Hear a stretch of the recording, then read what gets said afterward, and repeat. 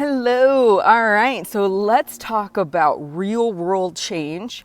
Let's talk about how to know when your habits or goals are not helping you and how to start to pivot. So I started the No Scale Habit Challenge on the 15th. And I knew from the Red Brick Challenge that my big goal was to cut way back on nibbling and to make sure I tracked everything. And when I say everything, I mean everything. I mean gum, I mean Crystal Light packets, I mean every little thing that I would probably let fly under the radar. I am trying to be hyper on top of it. And what I've come to realize is the calorie goal I set, which was 1700, is too low for the goal of me trying to track everything, including any nibbles or licks or bites or tastes. And this is how this looks. I have kind of like two things going on in my head, right? One, track everything, weigh and measure everything. But two, I've got this calorie goal over here, 1700, and say 4 out of 7 days I might be hitting that. And it's kind of like distracting me. And this, by the way, is how you know. If you feel distracted from what it is you need to focus on, that's an indicator you may be trying to change too much, or you may be juggling too many goals or habits at once. A lot of times people have a hard time seeing that. As I'm coaching clients, I'm usually having to strip things away, not add things.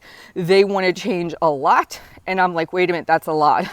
Let's streamline that so you can actually make progress.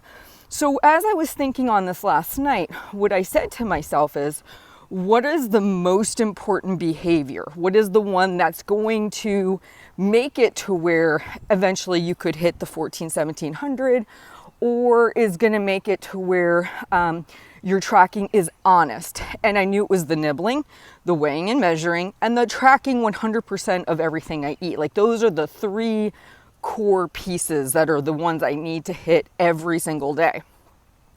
Where the calories end up, whether it's at 1850, whether it's at 1900, that part of it is just a reflection of me tracking honestly. So if I try to change what I'm doing to make my numbers balance out, that is counterproductive. It's not me being honest. It's not me addressing the underlying issue. So I need to focus on the underlying issue. This is kind of like if someone says, okay, my calorie goal is 1700, Heather, but every night I'm hitting the pantry and I'm grazing. I'm going to just try really hard to hit 1700. No, we need to work on that whole grazing at night thing in the pantry, because as long as that's there, you hitting this number will not happen. And that creates a feeling of self-defeat, being self-critical, because what you do is every day you see you're not checking that box off, right? And for me, that's a big deal. When I'm not checking something off, I'm like, why am I not doing that? And what is it I could do to make myself successful? So what I did is I said, okay, out of all the list of goals I have for myself during this No Scale Habit-Based Challenge, the ones I know I'm having to work my butt off to do, tracking every little thing, weighing and measuring every little thing, and catching myself in the act of nibbling and pausing to weigh things to make sure they're tracked, so that way I am not letting anything fly under the radar. Where my calories end up for the day is not as important as long as I'm at maintenance or below. So I switched my calories to 2000 or less per day, because I want my focus to be on those other goals. And as long as I see I'm not checking that one box day in and day out, I start to feel frustrated. I start to think, man, I'm not achieving what it is I set out for myself. But what I want to share, the reason I want to share this with you is I want you to know you always have the power to change things.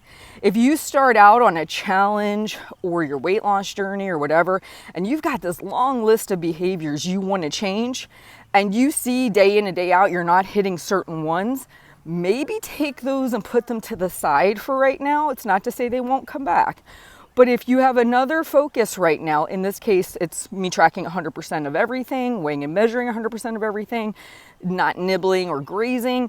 If that is where I need to put all my focus, by bumping down the calorie goal as important and making it a little bit less restrictive, it gives me the ability to focus really hardcore on those other behaviors and habits.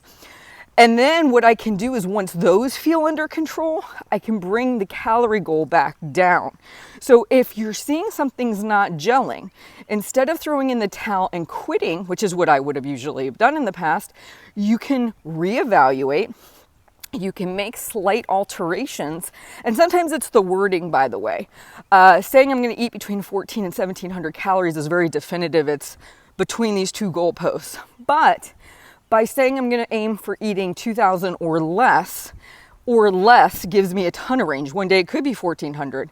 One day it could be 1959, right? I mean, it gives me a wide range, and I know I'm safe in that zone regardless, in the sense of I won't gain weight. So I just want to share this with you because as you hit your head against a wall, when you are trying to make habit change, when you're trying to work on improving yourself, ask yourself, what is my most important goal? What is the thing that's going to get in the way of me eating at a calorie deficit or eating at my maintenance calories? And then how can I make a situation where I can laser beam focus in on those habits and not feel like I'm failing at this? And that might be making a slight tweak like I did with my calories. That might be exactly what you need to do. But you need to reevaluate. Don't just lock and load and say, these are the habits and goals I'm going to work at. Oh, never hitting that, never hitting that. Oh, well, I guess I'm not very good at this. I'm quitting. Don't do that. Go back and evaluate. What is it you're not hitting? Why do you think you're not hitting it? What changes could you make to the verbiage on those goals to where you have a fighting chance? And is that one that you're missing one of the most important ones? Or maybe, like in this case, are you focusing on the things that will eventually, if you get them down, will eventually lead you to hitting your calorie target really routinely? So really kind of thinking through that. And another part of thing I want to throw in here, notice I have lost 170 pounds. I've kept it off since 2012. I'm still doing these things. This is real life. There is no end to this journey. And that's what another message I want to send to you. Just because you lose a weight does not mean you're fixed. It does not mean that from then on out, food is never an issue and that you just live life like a quote unquote normal person. No, you're going to be managing this for pretty much the rest of your life, but it gets easier in the sense you know yourself better. You know the things you tend to trip up on so you can protect yourself from those. And you ultimately join something like Half Size Me community or a community like that where you're connected to other people who are doing the same thing. It makes a huge difference for long-term maintenance. So anyway, just want to share all that with you guys. You have a good day and I'll talk to you soon.